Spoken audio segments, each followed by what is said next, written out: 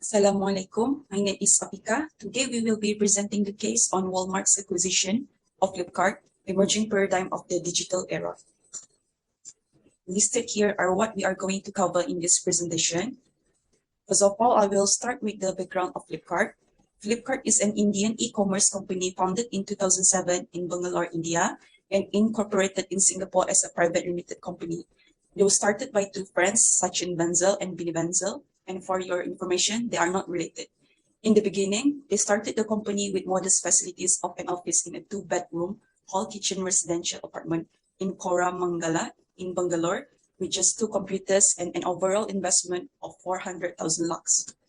Initially, Flipkart began as an online bookstore, and soon as it expanded, it started offering other products like electronic goods, air conditioners, air coolers, stationery supplies, and lifestyle products and ebooks.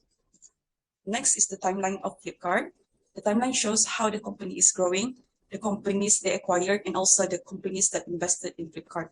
For instance, in 2012, they launched the mobile shopping app, and also they acquired online electronics retailer Let's Buy, which further boosted their business. And in 2017, Tencent, eBay, and Microsoft invested $1.4 billion in Flipkart. And as you can see here in 2018, Walmart bought a 77% controlling stake in Flipkart for $16 billion. So next, we will talk about why Walmart was interested in Flipkart. First of all, according to Walmart, India is one of the most attractive retail markets in the world, given its size and growth rate. Secondly, in terms of internet users, India would be comparable to China, which is the largest e-commerce market in the world. GDP growth rate of India, more than 7% per annum, was ahead of most other economies. Thirdly, Walmart is betting on the fact that India's e-commerce market, pegged at a modest $38 billion in 2017, is expected to grow up to $200 billion by 2027.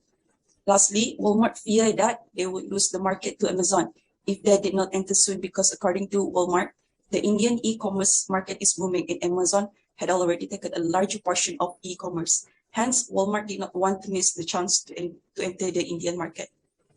Hi, my name is Afika Nadira. So we have come up with three different issues, which are the policy restrictions, losing control rights, and three unfair trade practices. I will touch upon policy restrictions.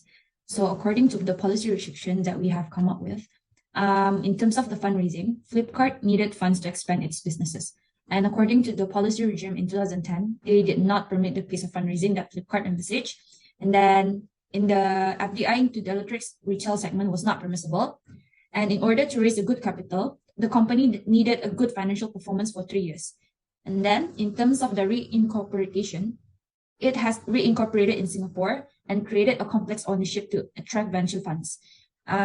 We have found out that in Singapore, Singapore and India have lower corporate taxes, which is Singapore 17% and India 34%.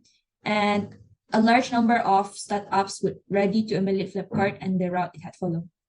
And I will pass this to Ami. Hi, I'm Amni. I will be talking about the second issue that we will cover for this case study, which is losing control rights.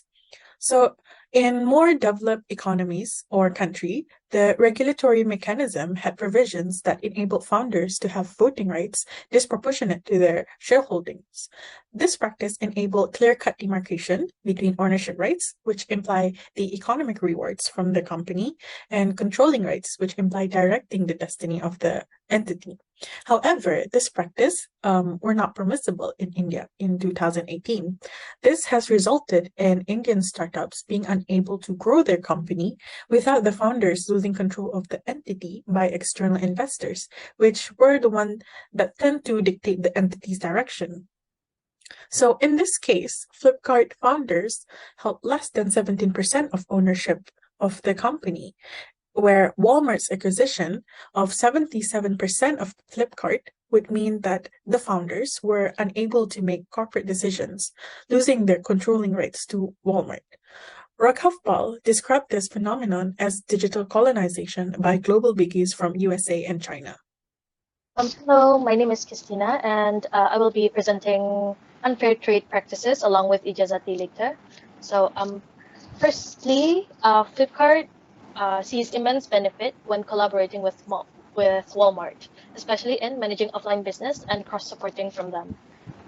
Flipkart had been the leading e-commerce space in India in 2018 with a clear-cut lead and competitive advantage over runner-up e-commerce spaces, which were Snapdeal and Amazon. By collaborating with Walmart, Flipkart could introduce Sam's Club membership program to compete with Amazon, where they have membership program under the brand name Prime, and in which was believed to have billions of members. Flipkart also analyzed and found that Sam's Club was well received in the Chinese market, referring to Walmart's partner in China, JD.com, where Sam's Club was exclusively launched at the time. I'll pass this presentation to Ijazati. Thank you, Kes. Hi, my name is Ijazati, and I will continue these slides. Now, Confederation of All India Traders, CAIT, and All India Online Vendors Association, AIOVA, opposed the acquisition, claiming it would lead to unfair trade practices in the offline retail segment and harming the interests of countless small traders. After negotiation with Flipkart's investors and owners, Walmart announced in May 2018 that they had the intention to acquire 77% shares of the company, subject to regulatory approvals, where Walmart would need clearances from Accounting Corporate Regulatory Authority, Singapore Stock Exchange, Securities Exchange Commission, USA, and Competition Commission of India. Confederation of All India Traders had claimed that the proposed deal would lead to unfair trade practices in the offline segment and would affect the interests of small traders. And their opposition was backed up by All India Online Vendors Association, a trading body representing 3,500 online traders. Now I will pass to Afik to present the next slides. Hello, my name is Afik. Based on the issues mentioned, we have proposed several solutions and alternative way for both companies to minimize losses and make use of their resources, as well as gaining market advantage in the Indian market, such as merging and joint venture. So merging is an agreement between of two existing companies to carry out a business operation as one single new company rather than two separate firms. Walmart and Flipkart can make use of this method to create a subsidiary to extend their products to reach both markets and increase sales within the same industry. A joint venture is the method of business agreement where Walmart and Flipkart agree to use their resources for the purpose of accomplishing a specific task.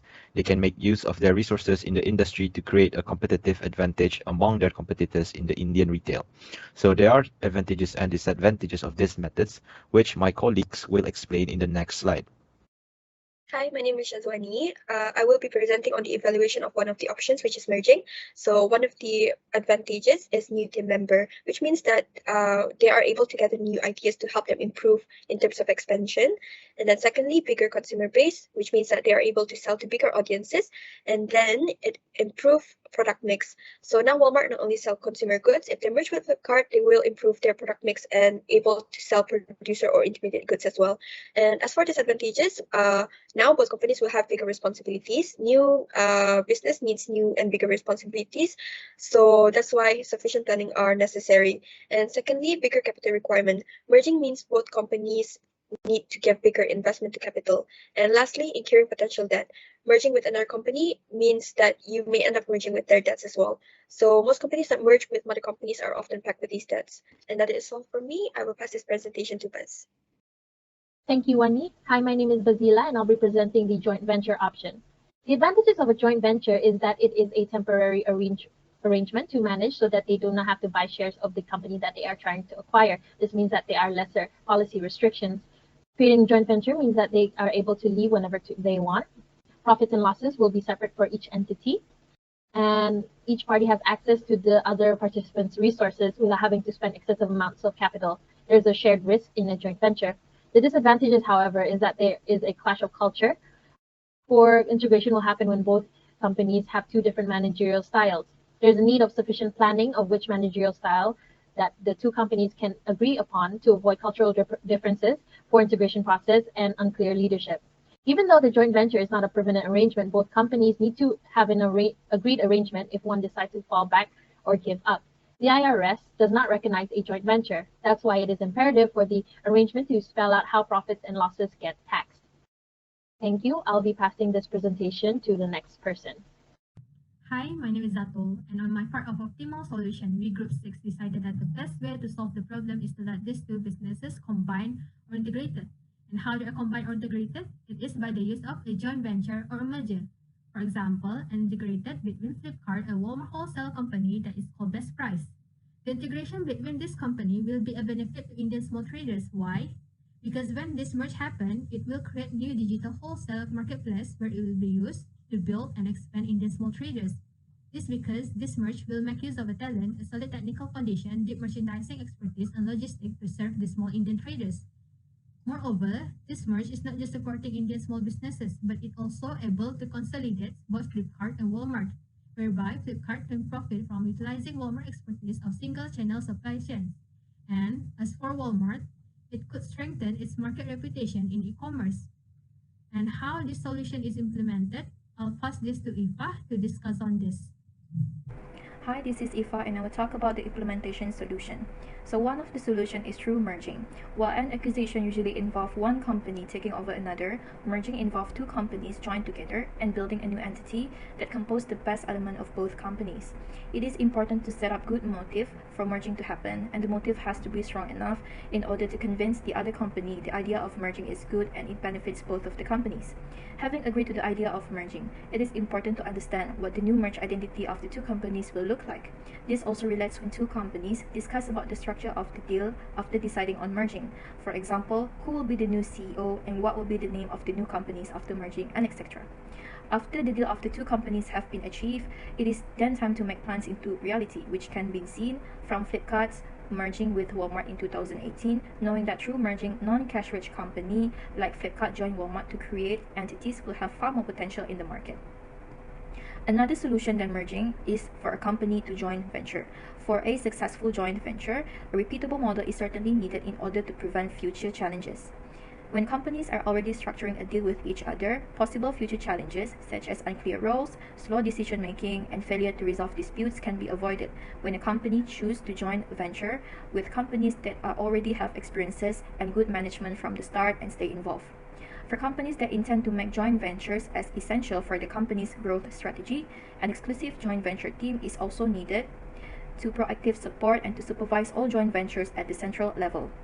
A joint venture companies must adapt to changes and innovation that includes from shift in market condition to management changes at the parent company.